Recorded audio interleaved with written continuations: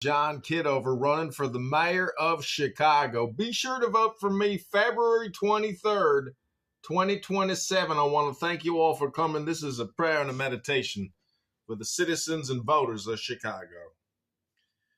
Do not let us speak here, Voltaire. Voltaire was not a wonder worker. He was the witty and eloquent interpreter of those on whom the miracle no longer acted. Everything in his work is negative. Everything was affirmative. On the contrary, in that of the Galilean, as an illustrious and too unfortunate emperor called him. And yet Julian in his time attempted more than Voltaire could accomplish. He wished to oppose miracles to miracles, the austerity of power to that of revolt, virtues to virtues, wonders to wonders.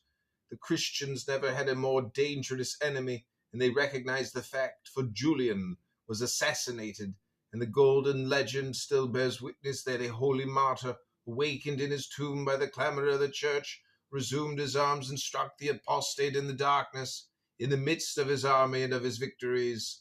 Sorry martyrs, who rise from the dead to become hangmen, too credulous emperor, who believed in his gods and in the virtues of the past. When the kings of France were hedged around with the adoration of the people, when they were regarded as the Lord's anointed, and the eldest sons of the church, they cured scrofula. A man who is the fashion can always do miracles when he wishes. Cagliostro may have been only a charlatan, but as soon as opinion had made of him the divine Cagliostro, he was expected to work miracles, and they happened. When Cephas Barjona was nothing but a Jew, prescribed by Nero, retailing to the wives of slaves a specific for eternal life, Cephas Barjona, for all educated people of Rome, was only a charlatan.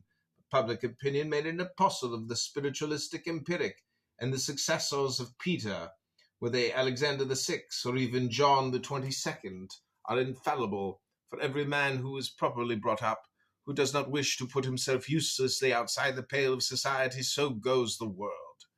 Charlatanism, when it is successful, is then, in magic, as in everything else, a great instrument of power. To fascinate the mob cleverly is not that already to dominate it? The poor devils of sorcerers who in the Middle Ages stupidly got themselves burnt alive had not, it is easy to see, a great empire on others.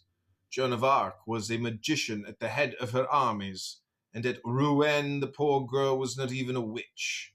She only knew how to pray and how to fight, and the prestige which surrounds her ceased as soon as she was in chains.